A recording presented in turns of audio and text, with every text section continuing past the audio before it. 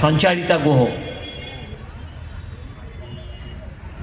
অন্বেষা বিশ্বাস, কাছে চলে এসো।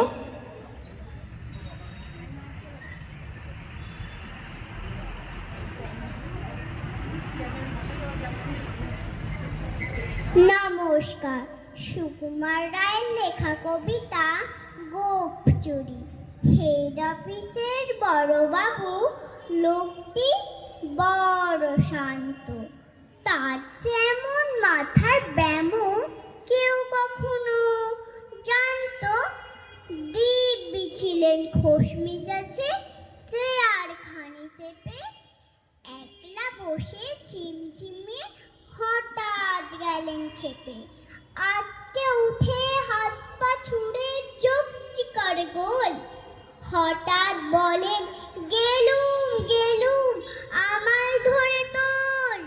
তাই শুনে কেউ বুদ্ধি ডাকে, কেউ বা হাঁকে পুলিশ, কেউ বা বলে কামড়ে দেবে সাবধানে তেতুলিশ। ব্যস্ত সবাই এদিক ওদিক করছে ঘোরাঘুরি। বাবু হাঁকেন ওরে আমার গোঁফ গিয়েছে চুরি। গোঁফ হারানো আজব কথা, তাও কি হয় সত্যি? গোঁফ চোরা তো তেমনি আছে, কমেনি এক রত্তি। সবাই তাকে বুঝিয়ে বল, সামনে ধরে আয়না।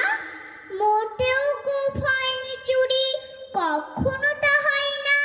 রেগে আগুন তেলে বেগুন তেড়ে বলেন তিনি, কারুর কথা ধার ধারে নেই সব বেটাকে চিনি।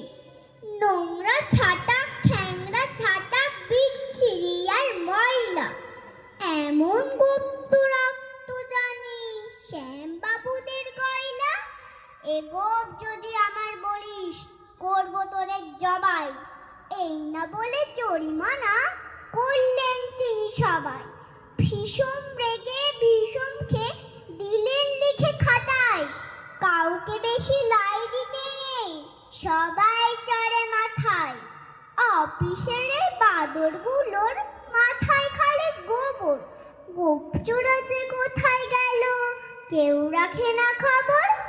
ইচ্ছে করে এই বেটাদের গোঁফ ধরে খুব নাচে, মুখগুলোর মুন্ডু ধরে কোদাল দিয়ে চাচে।